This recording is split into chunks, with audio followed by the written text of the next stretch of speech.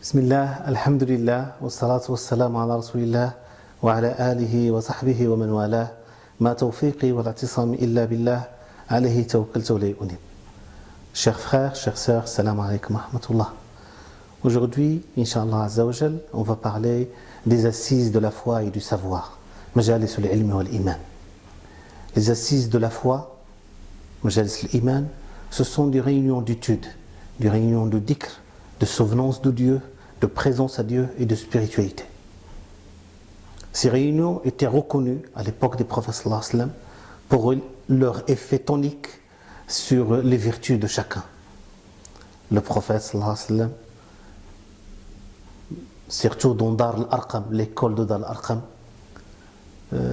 formait ses compagnons, réformait leur comportement et leur conduite, façonnait leur personnalité.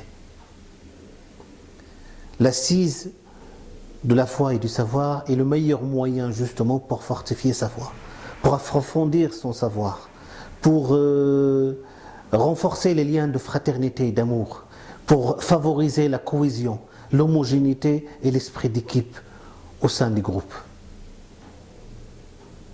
Dans le hadith rapporté par le Bukhari et Muslim, selon Abu Huraira, le prophète sallallahu alayhi wa sallam nous dit: chaque fois qu'un groupe de fidèles se réunissent dans un endroit, dans une mosquée ou dans un autre endroit, pour mentionner Dieu, pour réciter le Coran et discuter entre eux de sa signification, les anges les entourent, la miséricorde les recouvre, la paix du cœur descend sur eux, et Dieu les mentionne à ceux qui se trouvent en sa présence. La simple récitation du Coran et la simple discussion de son sens appellent sur nous un flot d'amour et de paix intérieure.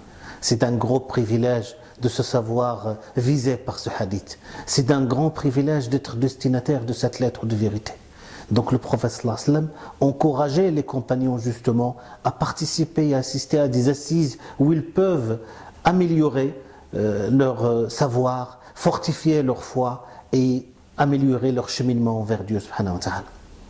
Dans un autre hadith rapporté par l'imam Ahmad sur Anas ibn Malik, que le compagnon du prophète sallallahu alayhi wa sallam, Abdullah ibn Rawaha, à chaque fois qu'il rencontrait un autre compagnon, il lui dit la parole suivante, il lui fit cette invitation: viens que nous pratiquions la foi un moment. Ta'ala bina nu'min sa'a, aw ijlis bina nu'min sa'a. Viens que nous pratiquions la foi un moment. Une fois, il fait cette invitation à un compagnon. Ce dernier se fâcha, il est parti voir le prophète sallallahu alayhi wa sallam. Il lui dit au prophète: regarde cet Ibn Rawaha qui nous invite à la foi d'un moment, d'un instant. Et le prophète sallallahu alayhi wa sallam lui a dit: que Dieu fasse miséricorde à Ibn Rawaha. Yarhamullahu Ibn Rawaha, innahu yuhibbul majalis allati tatabaha biha al-malaika. Que Dieu fasse miséricorde à Ibn Rawaha, que Dieu garde Ibn Rawaha. Il aime les assises où les gens font compétition pour y assister. Donc fréquenter, mes chers frères, fréquenter les assises de la foi et du savoir, c'est illuminer son cœur, c'est le rendre qui est paisible, c'est sortir un peu de ce monde violent et sans finalité pour des moments de recueillement avec Dieu, pour être présent à Dieu. Et fréquenter les assises, le prophète sallallahu alayhi wa sallam l'assistait tout au long de son parcours, tout au long de sa vie, tout au long de son œuvre, de nous conseiller de fréquenter les meilleurs moralement et spirituellement, de cultiver de bonnes relations avec le pieux. Il y a une vertu particulière dans l'assemblée des fidèles. On devient plus courageux en compagnie des braves. On goûte mieux à la spiritualité en compagnie des pieux. On aspire à plus de spiritualité, plus de perfection spirituelle en compagnie des meilleurs moralement et spirituellement. Dans le hadith rapporté par Tirmidhi Abu Daoud, le prophète sallallahu alayhi wa sallam nous dit: chacun a la même intensité de foi que son ami le plus intime. Choisissez donc vos amis avec soin. Chacun a la même intensité de foi que son ami le plus intime. Choisissez donc vos amis avec soin. Alors, quelles sont les raisons qui nous incitent justement à fréquenter les assises de la foi et du savoir? Premièrement, justement, fortifier sa foi.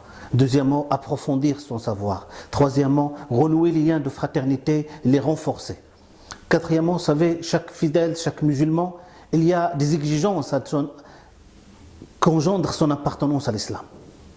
Parmi lesquelles, d'abord, il doit comprendre sa foi, il doit comprendre l'islam. Deuxième chose, il doit appliquer, vivre cet islam et cette foi. Il a concrétisé dans sa vie. Et troisièmement, il doit témoigner. Donc les assises de foi et du savoir sont là justement pour nous permettre de témoigner de notre foi comme il se doit. Quatrièmement, c'est essayer de connaître le modèle des prophètes sallallahu alayhi wa sallam.